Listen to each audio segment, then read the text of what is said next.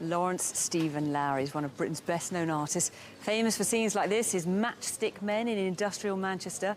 He's so popular that one of his paintings recently fetched a record £1.9 million.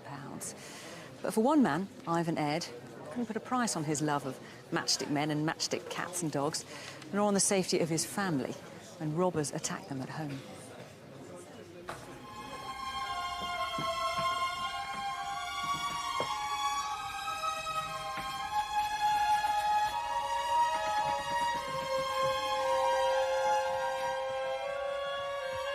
Our family was very, very close to Mr. Lowry for many years.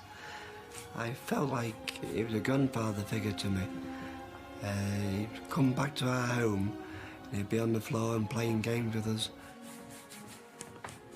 Ivan, as a small child, used to go round to Lowry's house with his father and he used to watch him paint, and he just absolutely loved it. It's like an obsession to him, and it still is today. I wasn't a rich man. Many years ago, when we first got married, we lived in a council house, and I've just worked hard and hard and hard. And eventually I afforded to buy my first Lowry painting, but it wasn't for the money of them, it was just a love of the paintings. And eventually I got a good collection of Lowry's work. My wife would sit there nights looking at the telly. I'd be sit there nights looking at the paintings. What happened in May is going to haunt Ivan and his family for a very long time to come.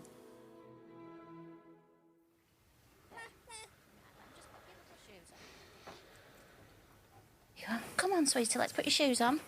Come on, good girl. Oh. What shall we do today? Shall we go park? Boing, boing, boing, boing, boing.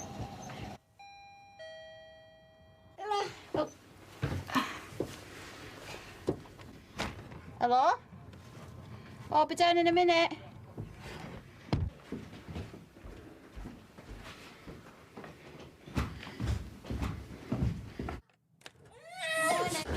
Get in! Get in!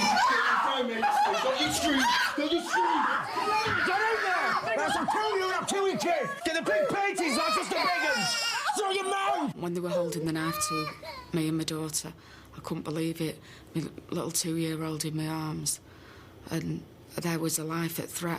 I was just going to pieces. I just didn't understand what was going on. Get those two!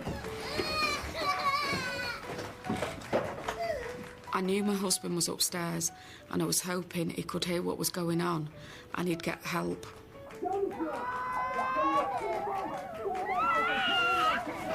Louise? What's happened? What's happened? Get him that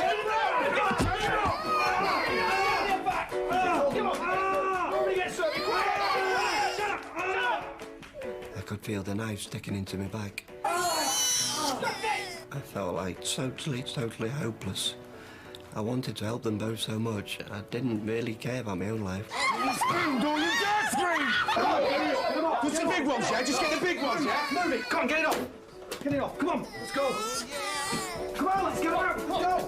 Come on, let's get out, come on, get him in the car. I was sat there helpless watching my husband get tied up and being threatened with the knife, and there was just nothing I could do about it. We kept looking at each other. We wanted to do something, but we couldn't do anything. I just couldn't believe how a grown man could hold a 12-inch knife at a 2-year-old baby, let alone anyone else. It's absolutely... You just can't comprehend it at all. Where's the safe? Where's the safe? Is everyone else in the house? I'll kill everyone! I didn't have a clue how it was going to end. Oh, yeah?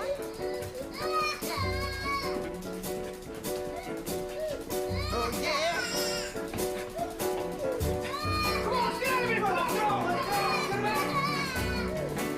Come on, come on! You can't move!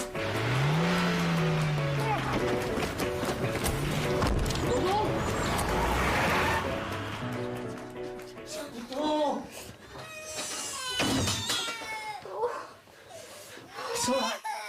You're safe now. It's all right. It's okay. It's okay, don't go on, it's all right. We're safe now. I constantly lie there in bed, going through it, over it and over it again and again, and just can't stop doing it, and it's just something I hope will go in time. And it's just so heartbreaking what they've done to us to steal this collection, what I've collected for many, many years. Took my own paintings. They've actually took something personal to me. I feel like I've lost something so much, and it's irrelevant to me, the cost. It's the personalness what they've took away from me. Any art lover will know what I'm talking about. A picture is emerging of the leader of this gang, the man dressed as a postman. People out there will know who this male is and who the other attackers are. This gang knew what they were after. In the space of a few minutes, hundreds of thousands of pounds of the paintings were stolen. These paintings are very recognisable, and the people who have got them are going to have real trouble getting rid of them. Well, it's quite clear these thieves knew what they were after, and they were so violent. I mean, holding a knife to a 2-year-old's head. Dick Ellis, you set up and you ran Scotland Yard's art squad.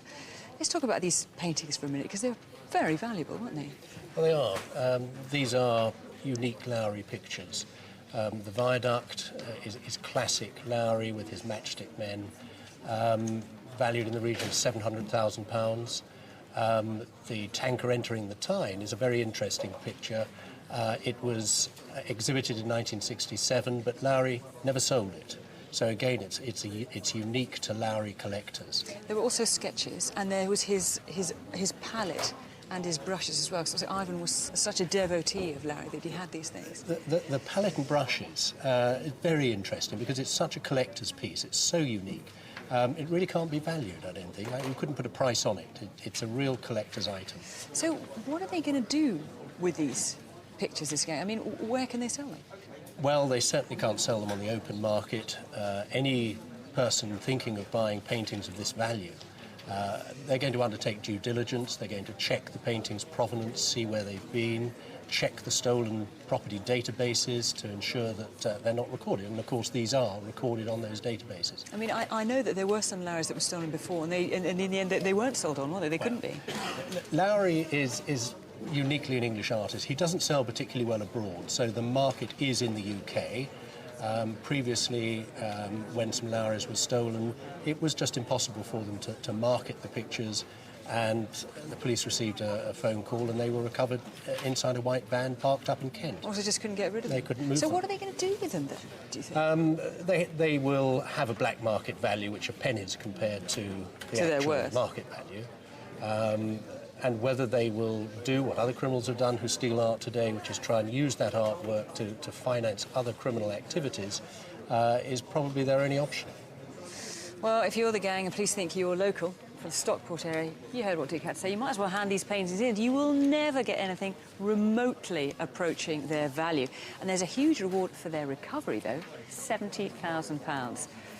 Call us here in the studio, 0500 600, or you can text us 63399, type crime space, and then your message, or call Crime Stoppers anonymously, 0800 555 111.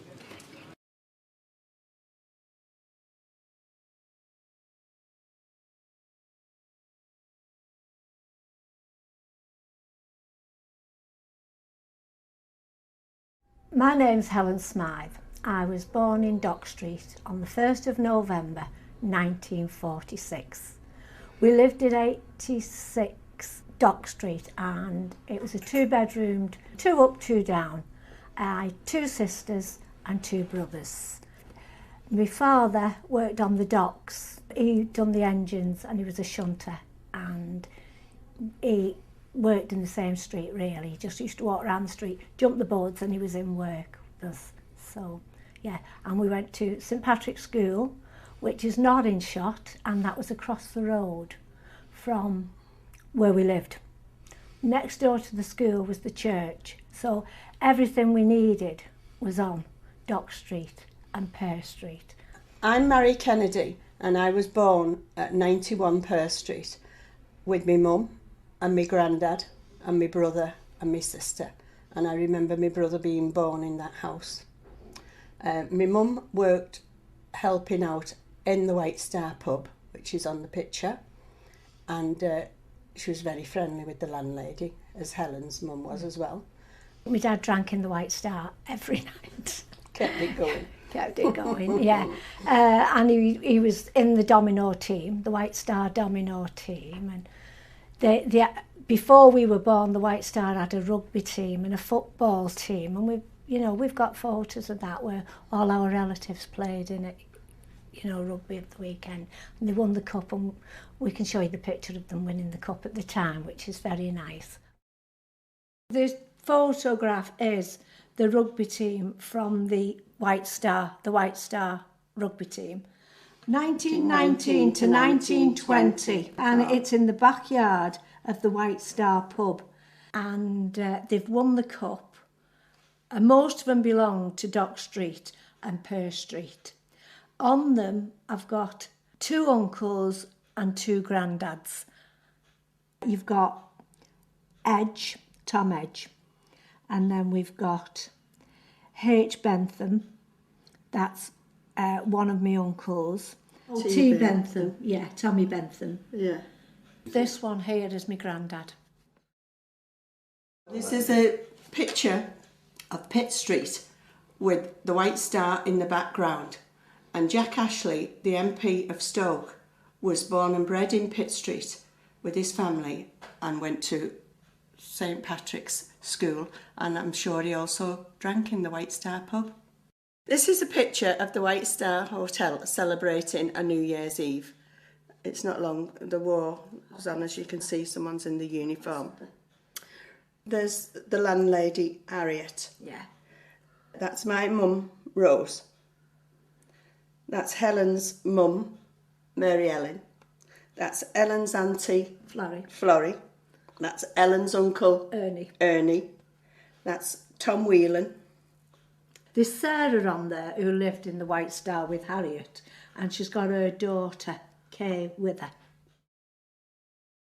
This is a group from the White Star going to watch Widnes in at Wembley. I think it was 1950. And that's my mum here, all dressed in the black and white.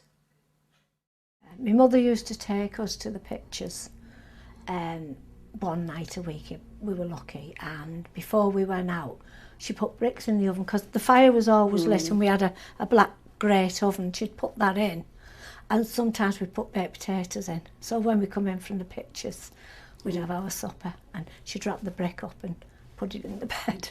Yeah. Yeah, it was make to amend really, but we have very fond memories. I wouldn't change any of it. Not for nothing, I wouldn't change anything. And my uncle was telling me the White Star pub, when they come out on a Friday and a Saturday night, he said they used to gather in the street and play housey housey. He said, and then me granddad would be on the melodeon, and there'd be such a body clog dancing.